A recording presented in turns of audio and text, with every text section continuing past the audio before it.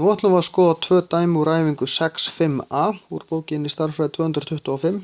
Þetta eru dæmi 2 og 8. Dæmi 2 er dæmi sem að lítur út fyrir að vera flókið, en er það í raun ekki, því að þetta er bara jafna og við getum leyst þetta bara eins og hefðbundna jöfnu. Við færum 8 yfir og tökum svo þriðju rótin af 8x er jafnt 2. Það eru fleiri lausnir, þetta er þriðjastigs margliða, þriðjastigs jafna segi ég, en þarna er verið að fara bara fram á heiltölulausnir og þetta 2 er eina heiltölulausnin þarna. Hér sjáum við svona hefðbundnari þriðjastigs jöfnu og hér ætla ég að nota hefðbundnari leiðir. Ég ætla að sýna ykkur 2 mismunandi leiðir. En fyrst þarf ég að finna deilana í töluna sem er hérna aftast, því það er svolítið vísbending með hverju, út frá hverju ég ætla að vinna. Og ég get búið til 3 með annarkvort plus mínus 1 eða plus mínus 3. Og þá þarf ég að byrja á að prófa að setja til dæmis inn x er jafnt 1. En þá sé ég fæ allar tölur í plus. Það gengur nú sennilega ekki. Prófum þá mínus 1. Mínus 1, þá fæ ég mínus 1. Mínus 1 í öðru er plus 1 sem er 5 sinnum 1 þá. Mínus 7 og plus 3. Er þetta jafnt og 0? Já, þetta er jafnt og 0. Þannig að mínus 1 virkar sem segir mér að 1 svíinn, 1 núllstöðin, er x plus 1. Af því ef ég seti inn mínus 1 þá fæ ég mínus 1 plus 1, það er jafnt og 0. Þannig að ef ég seti þetta upp í hefðbundinni margliðu deilingu, þá sé ég hérna x plus 1, x í þriðja plus 5x í öðru plus 7x plus 3. Og þá fer ég í gegnum þetta. Hvað þarf ég að margfalda x til þess að verða x í þriðja? Það er x í öðru. Þá fæ ég x í þriðja, margfalda síðan saman plus 1 sinnum x í öðru, sem er plus x í öðru. Síðan þarf ég að breyta formerkjunum hérna. Þá breytist þetta í mínus nefnilega.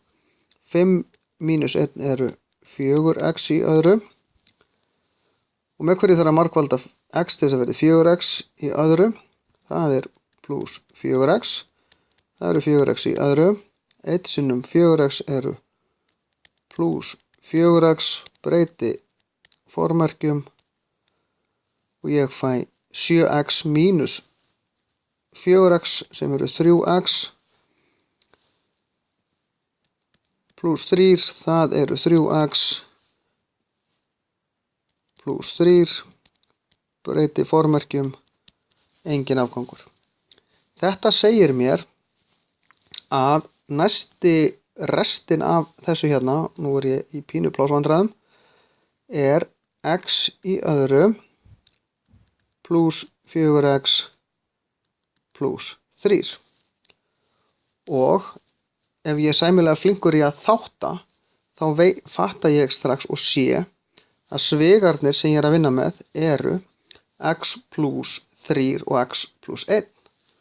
Þannig að þáttunin er í raun, ég ætla að setja hana hérna, x plus 1, x plus 3, x plus 1.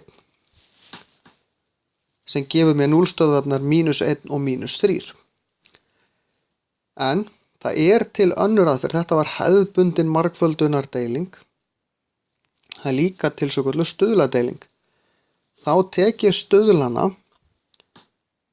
á margliðinu minni, ég ætla að skrifa hann aftur, x í þriðja plus 5x í öðru plus 7x plus 3. Þetta jafnt og 0 skiptir ekki máli meðan ég er að vinna þetta. Ég var búinn að finna út að mínus 1 væri núllstöðin mín. Nú skrifa ég stuðlan hérna 1 af því þetta er 1x í þriðja, 5, þá þetta er pluss 5x í öðru, 7 og 3. Ef einhver af þessum tölum hefur verið mínus, þá þarf ég að skrifa mínusin. Og svo ger ég strik. Og svo er þetta, ég tek 1 niður, af því að hann dettur bara sjálfkrafa niður, svo margfaldi ég mínus 1 sinnum 1 er mínus 1, skrifa það hér, og svo legg ég þessa tölur saman. 5 og mínus 1 og ég fá út 4. Mínus 1 sinnum 4 er mínus 4, 7 mínus 4 eru 3, mínus 3 sinnum 3 eru mínus 3 og ég fæ 0. Þetta hér er afgangurinn, frábært að hann er 0, og þetta segir mér að stöðlarnir í seinni hlutanum, x pluss 1 er það sem ég var búinn að finna, eru x í öðru pluss 4x pluss 3.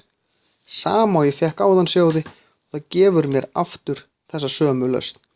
Þessi aðferð og þessi aðferð eru jafngildar.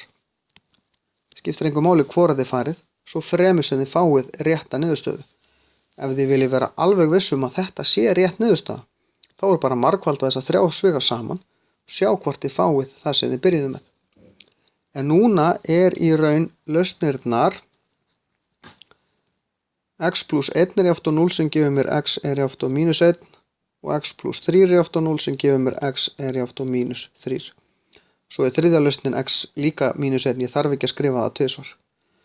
Þannig að þetta eru í raun lausnirnar á dæminu.